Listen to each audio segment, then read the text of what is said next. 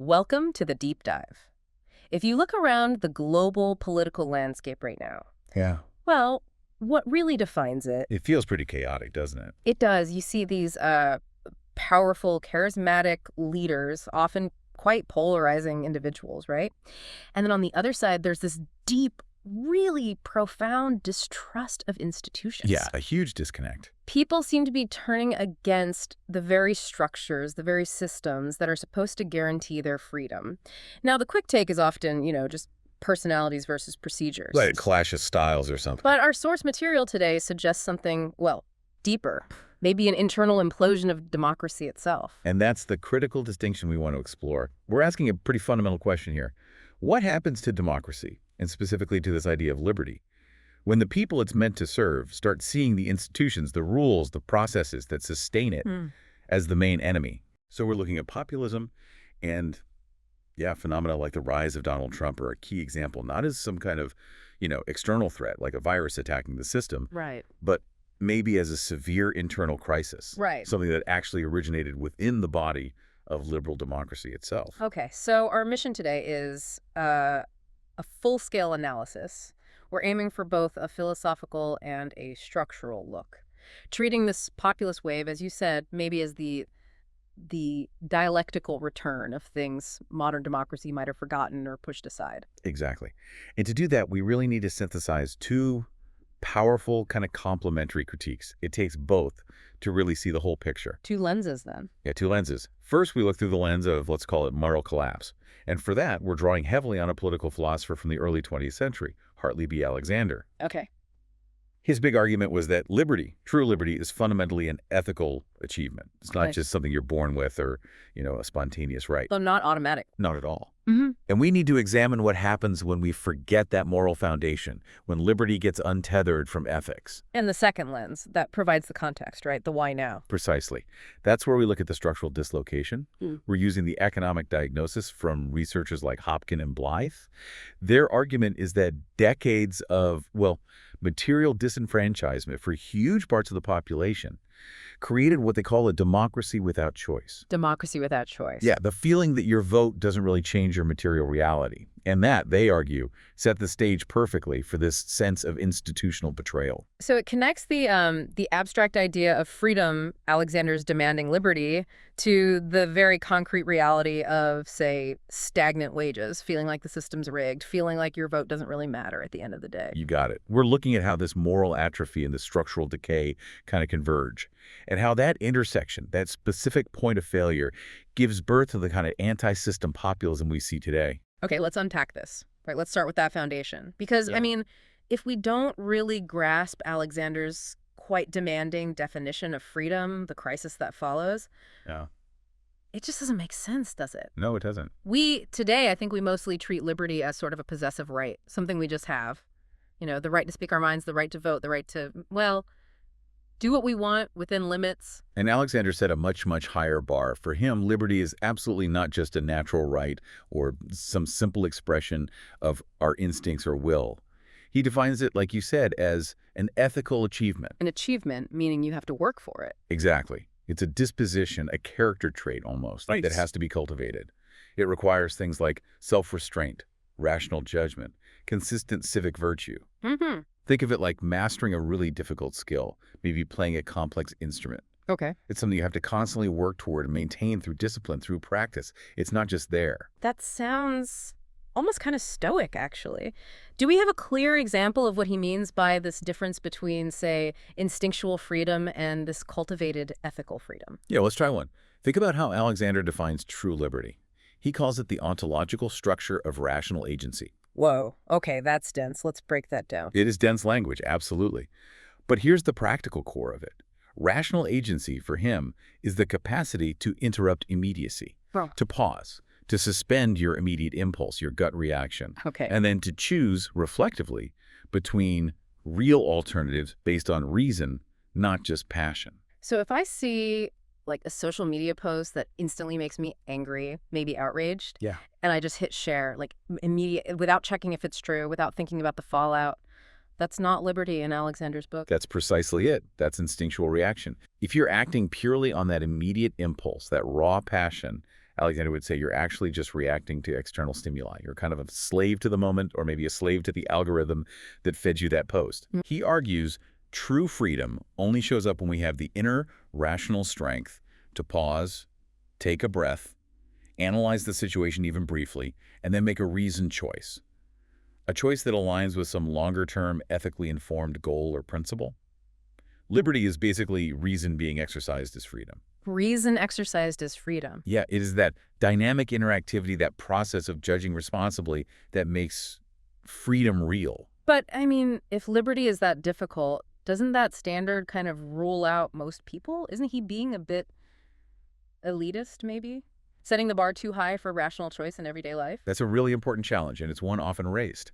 But Alexander would probably argue that the standard itself is what protects democracy. How so? Well, his fear was that if we lower the ethical standard for what it means to be a citizen, if we make liberty too easy, too instinctual, we actually risk undermining the stability of the whole democratic state. He saw this risk very acutely, especially in democracies. And that's why he issued that warning you mentioned earlier about liberty severed from moral foundations being self-destructive. Exactly. Which leads us directly to his deep fear of the despotism of passion. Despotism of passion. Tell me more about that. Well, because a democratic state spreads power so widely among its citizens, it makes it uniquely vulnerable, he thought, to waves of collective, unmediated emotion, affect. Right. When that collective passion, the raw, unthinking will of the crowd starts to displace institutional reason, careful deliberation, and individual judgment, well, that's when democracy risks collapsing into what he really dreaded, mob rule, or something he called social absorption. Social absorption, like the individual gets swallowed up. Yeah, precisely. Swallowed by the collective frenzy. Yeah. Losing that capacity for rational distance, for the pause, that he saw as absolutely necessary for true liberty. So this isn't just a critique of feeling strongly about things, is it? It's about elevating that unmediated effect, that instant, raw emotional reaction into the main principle of how we govern, how we rule. You've nailed it. The individual, the capacity for rational expression, for reasoned choice, gets sacrificed to the immediate emotional surge of the group. And you can see how modern communication tools, especially social media, might make that absorption almost instantaneous. It feels like they amplify that effect massively. Oh, massively. Alexander warned that the crowd, when it's governed by passion, is infinitely less rational, he said, than the individual acting alone.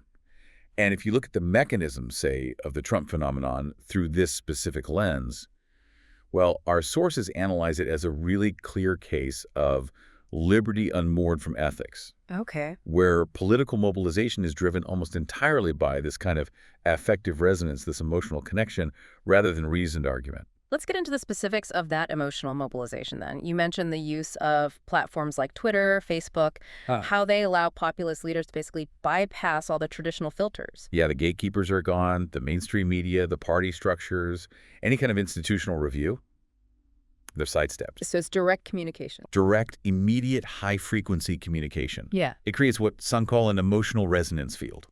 The language used isn't primarily designed to persuade you with policy details or logical arguments. No, it feels different. It's designed to activate immediate emotional symbols, right? Anger, betrayal, nostalgia, revenge, fear. It taps right into those raw nerves. And that effectively short-circuits the capacity for what Alexander valued so much, that rational pause, that moment of reflection. So populism actually thrives in that environment, where deliberation gets swapped out for just immediate emotional identification. Absolutely. It's fertile ground. And this rapid, direct communication, it fuels something else the sources point to, the authenticity performance. Ah, right. The leader has to seem real, authentic. Exactly. Regardless of their actual background, I mean, in Trump's case, a billionaire elite, hardly one of the forgotten men, the leader, must successfully craft this self-image, the image of the anti-establishment, truth-telling, moral spokesperson. And the way they do that, it's often by breaking norms, right? Precisely. The rejection of political correctness, the sometimes vulgar language, the willingness to just breach established political etiquette, all of that gets reframed. It's presented as radical transparency, as proof of incorruptibility. He says what we're all thinking. And by performing this authenticity, the leader pulls popular identification towards their individual persona, away from the slow, often impersonal, and frankly often frustrating institutional processes of actual government. It sounds like a kind of psychological trick, a simulation of sovereignty. That's a great way to put it, a simulation. The public feels like they're participating directly. They feel their voice is being heard and acted upon instantly because their hopes and anger are all concentrated in this one individual who claims to be channeling their pure, unadulterated will. But the consequence of concentrating all that power, all that sovereignty in one person. It's immediate, Mm-hmm. and it's profound moral polarization. If the leader becomes the embodiment of the national value, the true voice of the real people. Then anyone who opposes them isn't just wrong on policy. Exactly. They become morally deficient, unpatriotic, maybe even treasonous enemies of the people. And that dynamic absolutely destroys the necessary conditions for public reason, for finding common ground, which Alexander saw as the ethical bedrock for rational choice and therefore for true liberty. So the internal debate just collapses into moral warfare. Yeah. Us versus them, good versus evil, nuance disappears. Okay, so Alexander gives us this powerful philosophical warning, right? The citizens' moral foundations were maybe eroding, making them vulnerable. Right, the ethical soil was weak. But for that vulnerability to be exploited so successfully, the political system itself must have failed structurally first. We have to understand why so many people were so receptive to this kind of effective anti-institutional message in the first place. Absolutely. We have to shift gears now from the ethics of citizenship to, well, the economics of citizenship. Hopkin and Blythe, their argument is crucial here. They say we can't just dismiss populism as irrational or, some weird cultural tics. Not just angry voters. No. They argue it's actually a structurally coherent response. Maybe a distorted response, maybe a destructive one, but logical in its own way. A reaction to profound material dislocation, to decades of economic disenfranchisement. And they bring the data. They show us how democracy, for many people, has basically been running on empty in terms of delivering fundamental economic security or recognition, which, hollowed out the meaning of just showing up to vote. Yeah, let's look at that economic betrayal piece. Oh. It's stark. The structural decoupling of work and reward is probably the most critical data point. Consider the long-term trends in wage stagnation in the U.S. Okay. For ordinary workers, let's say between 1970 and 2015, real hourly wages adjusted for inflation, they grew at an almost negligible annual average, just 0.2%. 0.2%. That's basically flatlining for 45 years. Pretty much. Now compare that tiny number to productivity growth over the exact same period. Productivity went up 1.33% annually. Wow. Okay, so 0.2% wage growth versus 1.33% productivity growth. That's what, nearly a six-fold difference? Roughly, yeah. That enormous gap, that's the broken social contract right there in the numbers. People are working harder, smarter, producing vastly more wealth for the economy. But seeing almost none of that extra wealth show up in their own paychecks. Precisely. And that creates this huge systemic reservoir of resentment. It's not irrational for the working population to look at that and rationally conclude, hey, this system isn't paying out, the deal is off. And where did all that productivity wealth go? Well, the data is clear on that too. It flowed overwhelmingly to the top, which fueled, of course, massive inequality. Our sources detail that, right? The share of national income for the top 10% in the U.S., it just soared. From about 33.8% back in 1980 to nearly half, 46.8% by 2023. A huge shift. And globally, the picture is maybe even more stark. The bottom 50% of the world's population, they received a frighteningly tiny slice of all the income growth leading up to 2022, something like just 2%. 2% for half the planet. When you lay out those kinds of statistics, the feeling it generates for millions, maybe billions of people is one of profound structural exclusion. It's a rational conclusion. Okay, democracy exists on paper, but I seem to have no real economic choice within it. They feel governed, but without any real influence. Represented, maybe, but without actual recognition, because the basic material tools for a decent life, secure wages, affordable healthcare, stable housing, they just feel increasingly out of reach. And that material disenfranchisement, that feeling of being left behind by the system, it feeds directly, powerfully into the institutional trust crisis. Yeah, why should you trust institutions that seem to be structurally neglecting the bottom 50% while, the top 10% are doing fantastically well? The numbers on the trust collapse are just, well, they're stark. They're incredibly stark. The hollowing out of trust in American institutions, it's dramatic, it's sustained. Trust in Congress, famously hit rock bottom at 7% back in 2014. 7%, that's basically zero. And even the slight upticks recently, like maybe getting back to 29%, that's still historically incredibly low. The presidency was down at 23% approval in 2022. The Supreme Court, only 25%. This isn't just people being apathetic. It feels like a fundamental breakdown in the perceived legitimacy of the system itself, a failure of reciprocal recognition. And you pointed out this isn't just a U.S. thing. Globally, across the OECD countries, confidence in national governments fell below 38% by 2022. That's a global warning signal, isn't it? Institutional legitimacy is weak because democratic responsiveness feels broken. If we connect this to the bigger picture, we really have to understand the specific policy choices that help create this structural failure. Hopkins and Blythe, they point the finger pretty squarely at several decades of what we might call the neoliberal consensus. Rich involved. Things like aggressive capital liberalization, making it easy for money to cross borders, financial deregulation, weakening protections for labor unions, and, crucially, the depoliticization of major economic institutions. Like central banks. Exactly. Granting central banks sweeping independence, telling them to focus almost purely on inflation targets, often ignoring employment or wage growth. That's critical, isn't it? Because those policies effectively took major economic policy levers, things like monetary policy, control over trade deals, decisions about large-scale public investment. They took them out of the hands of democratically elected legislatures. Out of the realm of electoral consequence, the space for democratic action just shrank dramatically. It really did. And when you constrain the government's ability to use, say, fiscal policy to actually respond to what the public wants or needs, maybe through international agreements or mandated austerity measures, like those euro area fiscal constraints you mentioned that kept public investment capped around 3% of GDP or even less, Right. then any promises politicians make about being responsive, about fixing things, they start to ring hollow. They sound inadvertently insincere, because the politicians don't actually control the key levers anymore. Which creates the state of, what did the source call it? Rule without responsibility. Exactly. Authority without real accountability. And populism then becomes the structurally coherent, even if it's a regressive and damaging response to that perceived betrayal by the institutions. People aren't necessarily rejecting democracy wholesale. They're rejecting a system that offers them the form of democracy, elections, rights on paper, but seems to deny them the substance of real choice, especially economic choice. Okay, so we've got these two parallel failures laid out. Alexander's moral vacuum, citizens maybe losing touch with the tough ethical demands of real liberty. The internal discipline. And then Hopkins and Blythe's structural vacuum, institutions becoming disconnected from the real economic needs and demands of citizens. Right, the external responsiveness failure. Populism, then, in this view, it isn't the root cause of the problem. It's the inevitable complex symptom that emerges where those two lines of failure cross. That's the synthesis. It becomes the maybe distorted but rational articulation of democracy's own hollowing out. But crucially, it gets channeled through this highly emotional, often anti-political, anti-deliberative mode.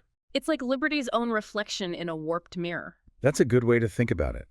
Because the underlying demand, the cry for justice, for recognition from people who have been economically marginalized, that demand is entirely legitimate. Of course. But the solution offered by the populist leader, this effective, personalized, anti-institutional approach, it turns out to be inherently corrosive. It eats away at the very institutional safeguards that are actually required for justice to flourish in a complex modern society. Let's look closer at the power of a slogan like "Drain the Swamp." It was incredibly effective, wasn't it? It managed to translate these deep systemic problems, economic marginalization, institutional distrust, into this single powerful, anti-elite, anti-system moral grievance. And that's precisely where Alexander's critique of passion meets the structural reality Hopkins and Blythe describe. The slogan brilliantly reframes systemic disenfranchisement, a complex problem, as a simple moral betrayal. It's the fault of a small, corrupt elite. Suddenly, your anger, your resentment, it's not just a feeling, it's validated. It's almost transvalued into a kind of civic virtue. Being angry is being patriotic. Right. But the problem is, the solution offered is purely personalized and effective. It's about trusting the leader, feeling the collective anger. It's not about fixing institutions or changing procedures. The leader offers that simulation of sovereignty we talked about. Right, claiming to speak with the pure voice of the demos. While systematically bypassing or even attacking the very things needed for real institutional stability, deliberation, mediation, checks and balances, accountability. So the leader becomes this personalized channel for the people's raw will. But in doing so, they actually weaken the very institutions like an independent judiciary, a free press, a professional civil service that are designed to temper that raw will and ensure long-term stability and fairness. Exactly. And we can see this same basic structural logic, the same playbook, playing out across really diverse global contexts, which suggests this isn't just a local problem, say, in America. It feels more ontological. It's a pattern in modern illiberalism. Okay, let's look at those cases. Starting with Trump's America, it seems like the clearest fusion of these two things. It really does. The narrative successfully reframed decades of economic stagnation and political gridlock, which are fundamentally structural problems. It reframed them as purely ethical corruption by elites. And the leader's style. The rejection of facts, the attacks on the media, the attacks on institutions, the relentless use of that charged, polarizing language. It perfectly mobilized what Alexander feared, the despotism of passion. Yeah. And remember that striking discrepancy you mentioned earlier, how the leader, Trump himself, could sometimes poll 20 points higher than the institution of the presidency he occupied. Right. That gap is really telling. It proves, I think, that the support was fundamentally effective and anti-systemic. People weren't identifying with the office and its responsibilities. They were identifying with the person as this radical, authentic antidote to the despised institution. And his wealth, his vulgarity. Instead of disqualifying him, they were somehow recast as proof he wasn't corrupt, proof he was transparent. Exactly. Yeah. Because he was seen as beholden to no one but the real people he claimed to represent. It perfectly fulfills Alexander's fear of that unmoored, passionate will turning against the structures meant to guide it. Okay, now shift focus. Let's consider Modi's India. How does this logic play out there? The expression of liberty seems different. It does take a different form. Here, liberty isn't primarily expressed through individual rights or pluralistic participation. It's often framed as majoritarian assertion, cultural purification almost. So the structural driver is maybe this complex mix of economic aspiration, wanting development, but also this powerful demand for recognition of a specific dominant national identity, in this case, Hindu nationalism. That seems to be the dynamic. And the institutional targets become pretty clear. They include the press. I mean, India's ranking in the Press Freedom Index dropped significantly, 159th out of 180 in 2024, which is concerning. And the judiciary, too. And the judiciary faces increasing pressure. And legislation, like the Citizenship Amendment Act back in 2019, serves as a really formal example of how liberty can be weaponized. You use the democratic mechanism of lawmaking itself to actively formalize exclusion, to redefine who belongs to the true people. Which is exactly Alexander's nightmare scenario, isn't it? The tyranny of sameness enforced by the passionate will of the majority. It aligns perfectly with his deepest fears. Then you look at Erdogan's Turkey. The strategy there seems more focused on a kind of progressive, step-by-step institutional dismantling. While keeping up appearances. Exactly. Meticulously preserving the symbolic form of democracy elections still happen. There's a parliament, but hollowing out the substance. This gives structural relief, you could say, to the populist base by concentrating power while systematically removing the checks and balances. We saw that after the 2016 coup attempt, right? Massive institutional purges. Huge purges. Over 4,000 judges and prosecutors were dismissed. And the constitutional shift in 2017, creating this incredibly powerful presidential system, was justified as necessary for national unity, stability, getting things done. And the press freedom ranking there is also very low. Extremely low, 165th out of 180. It confirms a systematic hollowing out of mediating institutions. And all this institutional atrophy is paired with this constant performative appeal to tradition, to national unity, positioning Erdogan as the sole protector of the nation's soul and its economic future. It justifies that rule without responsibility. And finally, maybe the most self-aware case. Orban's Hungary. He actually talks about building an illiberal democracy. Yes, Orban is quite explicit about it. He openly rejects the traditional liberal safeguards, things like pluralism and independent press, robust judicial review. He sees them not as essential components of democracy, but as obstacles to expressing the true will of the Hungarian majority. So the decline in democratic standards that organizations like Freedom House track, for him that's not a bug, it's a feature. That seems to be the argument.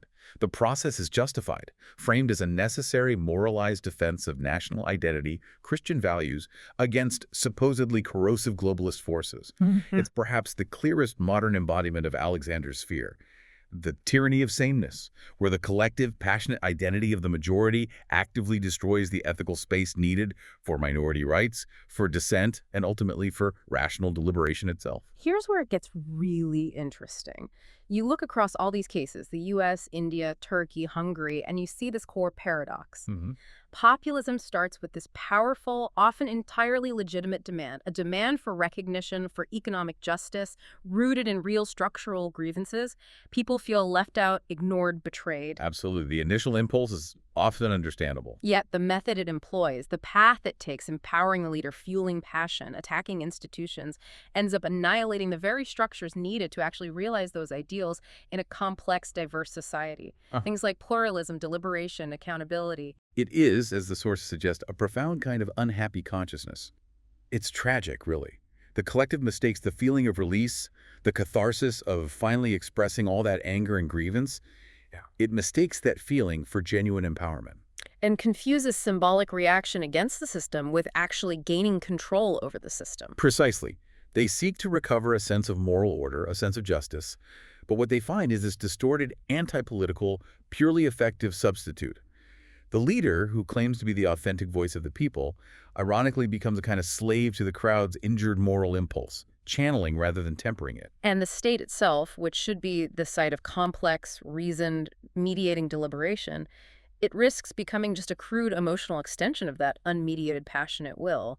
That dynamic seems to be the tragic core of modern populism. So if populism really is the symptom of this huge dual failure, the ethical decay Alexander worried about, combined with the structural decay Hopkin and Blythe diagnosed, Then the response can't just be, tweaking electoral rules or coming up with slightly better policies. It has to be deeper. much deeper. We have to try and reconstruct that dual scaffolding that's crumbled.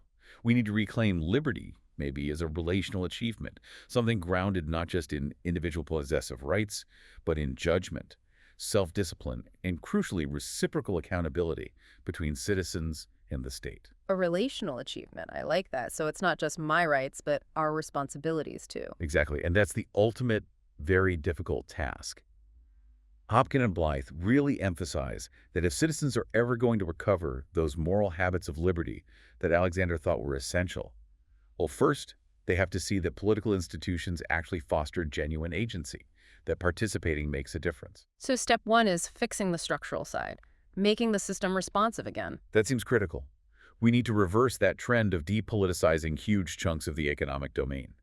We need to restore the government's capacity to actually matter in people's material lives, make democracy deliver tangible results again. Which means reversing technocracy, right?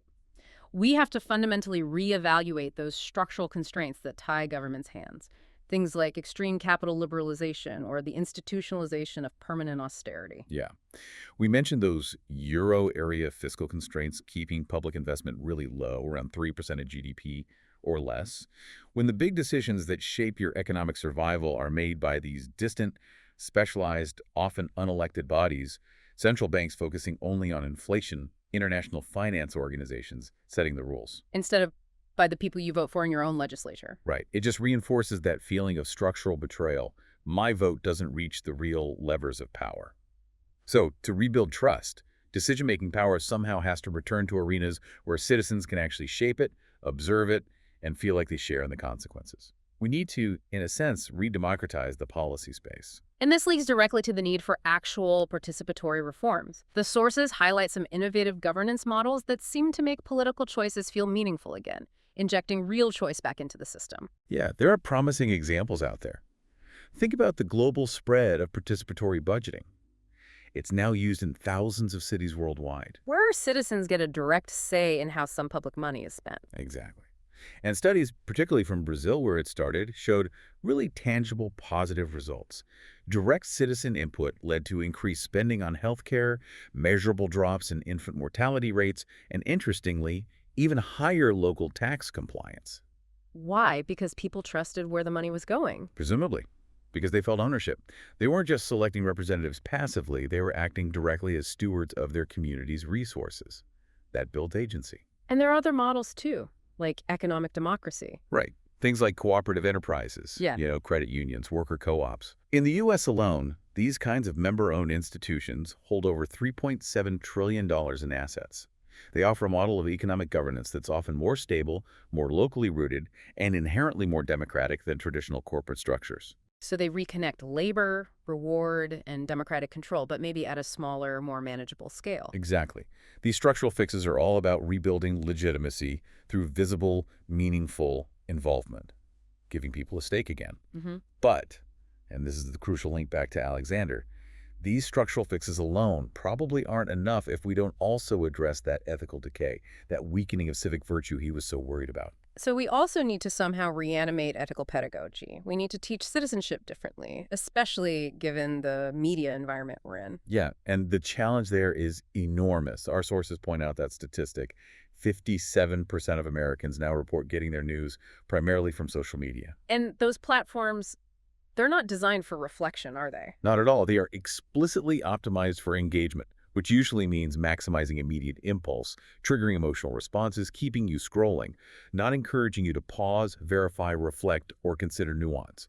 That digital environment fundamentally undermines the intellectual habits, the mental muscle required for Alexander's concept of self-governance. So if self-governance requires the ability to pause, to reflect, but the main way we get political information is designed to eliminate the pause, then the system itself is actively eroding the conditions for liberty. That's the deep worry. To counter that, maybe public education needs a fundamental shift. It needs to treat things like civic reasoning, philosophical reflection, critical media literacy, not as optional extras, but as core, essential democratic competencies. So it's not just teaching kids what government is, the branches, and so on. No. It's about teaching citizens how to reason politically and ethically, how to navigate complexity, how to argue respectfully. We need to actively equip people with the intellectual and moral habits required for genuine self-rule in this incredibly challenging information age. This raises an important question. I mean, how do you practically foster that kind of reflective distance, that judgment, when the whole political and media environment seems engineered to prevent it, when it actually profits from manipulating our immediate reactions? That is the million-dollar question, isn't it? One potential answer lies in creating structured environments, specifically designed for reflection, and crucially, environments whose outcomes carry real legislative weight. Citizens' assemblies are a fascinating example here. Like the one in Ireland on abortion law reform? Exactly, that's a prime example. It demonstrated that if you take a random representative cross-section of citizens, give them adequate time, unbiased resources, access to diverse expert testimony, and a structured process for deliberation, they can reach reasoned consensus, even on deeply polarizing moral issues. And because the government committed beforehand to acting on the recommendation. It rebuilt trust. That process actively cultivates the kind of judgment Alexander called for, and it rebuilds faith in the political system because the outcomes genuinely matter. They are respected, they lead to tangible change. So liberty needs to be recovered maybe as this disciplined practice of shared self-rule involving both institutions and citizens, not just as a spontaneous outburst of the collective will. Hashtag outro. Okay, so our deep dive today seems to have illuminated this central, really complex finding. Populism, in this view, is like the degraded afterlife of liberty. A dose to freedom. It's a structurally coherent response, yes, to genuine exclusion, the economic pain Hopkin and Bryth detailed, the institutional betrayal. But it gets channeled through that effective anti-political, anti-deliberative mode of moral grievance that Alexander warned us about centuries ago. It really feels like the result of liberty turning against itself. Yeah. When it gets detached from both that necessary ethical formation on the inside and meaningful institutional inclusion on the outside, Yeah. that convergence moral disorder meeting material dispossession creates this crisis where the public tragically mistakes the loud, angry expression of discontent for actual emancipation. So the ultimate takeaway for you, for our listeners, might be that we need to read populism not just as some pathology we need to cure or eliminate. No, maybe more like a bitter epiphany, as one source put it. A bitter epiphany. Yeah, liberty's painful recognition of its own profound incompleteness, its failure to live up to its own ideals for everyone. And if that's right, then the resolution isn't simply more democracy, if by that we just mean more frequent elections or referendums. Right. It needs to be better democracy. Exactly. A democracy that's thickened by reflection, by judgment, by that ethical discipline Alexander talked about.